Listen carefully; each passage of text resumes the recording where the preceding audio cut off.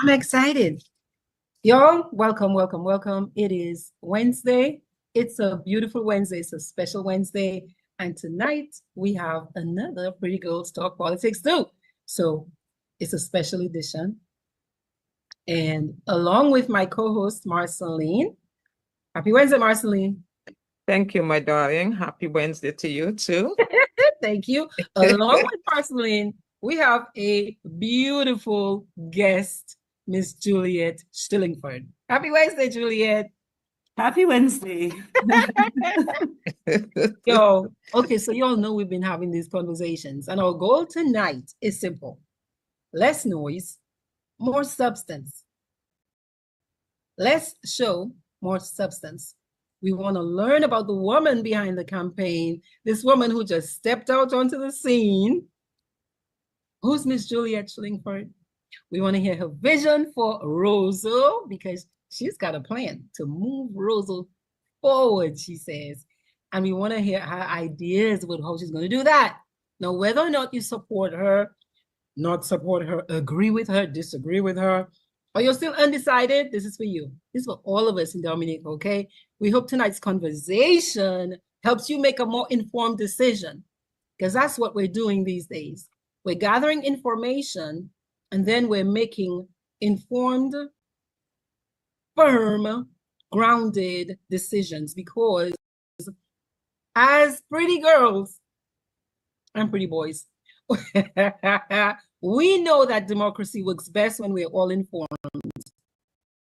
When we talk about things, when we listen to each other's ideas, and we make tough choices as we think critically through these issues. So let's begin. Miss Juliet. Miss Juliet, okay, so we like to start with stories. You know, we're African people, so we like stories. We in Dominica, we have our little conte, our little histoire, our little timbois sec. Yeah, I want to know, Ashley, and I want to know your Pretty Girls politics story. How did this happen? First of all, please don't call me Miss Juliet. I drop Miss. Drop the Miss. Not just Juliet, okay? Everyday Yes. person, just Juliet. And I just wanted to add to what you just said, democracy works best, blah, blah, blah. Democracy works best when we participate. So it's not just about listening and being informed, but we have to participate. And I felt that need to participate in the politics of Dominica. Not that I am really feeling like a politician. I'm just, another citizen deciding to make a difference. So my story, do you want to hear how I wanted to be the mayor of Roseau when I was 9 years old? And a lot of little girls want to know. We want to know. Yeah. So I wanted to be the mayor of Roseau. I was very young. I remember before 10, I was younger than 10 years old, and I was just fascinated with that. And that love for the city and,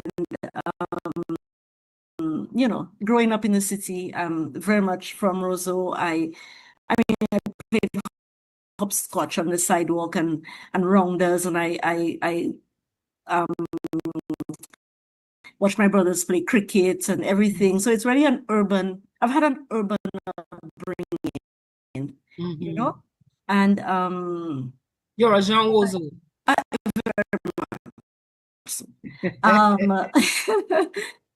And so I have to stop saying You're doing just fine. It's okay, I'm learning. Like you say, you're not a politician. I'm not a politician. Yes. So I studied urban systems, that's basically what I did when I went out there. I first started, I like languages, so I studied French. I wanted to be a translator at some point, and then I decided that wasn't for me. So I chose to study urban systems geography. In those days, that's the department that it was under. And yeah, so that's basically it. It's almost like my life has been moving in this direction without me even knowing why. So I'm here. I am semi-retired, so to speak. I shouldn't say that. It is, I've done my service. I've worked in the public service for maybe been involved closely for maybe 20 years. Wow. In a grand total. In the physical planning division for 7 and 6 for 13 years, and then I continued to serve in another capacity that kept me involved. So I'm just at the point where I have stepped back a bit and just looking at life, and I'm a beekeeper. Wow. That's amazing. When did you start that? When did you start that? I got introduced to it in 2021, thereafter Hurricane Maria, because Hurricane Maria shifted my thinking, a little bit. And when you're in that state where you have nothing, no house, like you lose all your belongings, like everything, we've gone through it. All of us have that, a different experience. It makes you think about what's important and what's not. So the first thing I did was I turned back to the soil, I went back. So I started to plant passion fruits and other things. And the extension officer told me, but you should get into bees because you'll get pollination, your passion fruit will do better. And that was my introduction into beekeeping, and I've kept it up. Oh, wow. So this is a little bit about Julia that most people don't know. That's beautiful. They say when the bees die, we need to look out because exactly. They're so smart. Every time you open up the hive and you see them, they're so busy. All women, by the way, doing the hard work. I wouldn't tell you what the males are there to do. But it's the busy bees, the busy bee is really your female bees. They're doing all the work, they organize, and the queen rules. She rules. And they fall in line. And it's all, they help each other. They know their roles and they do what they have to do. So all of us have a role to play in the development of Dominica, be female or male, whatever, we have a role. Even the children do, the young, the youth, they all have their role to play at this, whatever stage of life they're at. And that's it. That's a little bit about me. That's awesome. That's awesome. So do you remember where you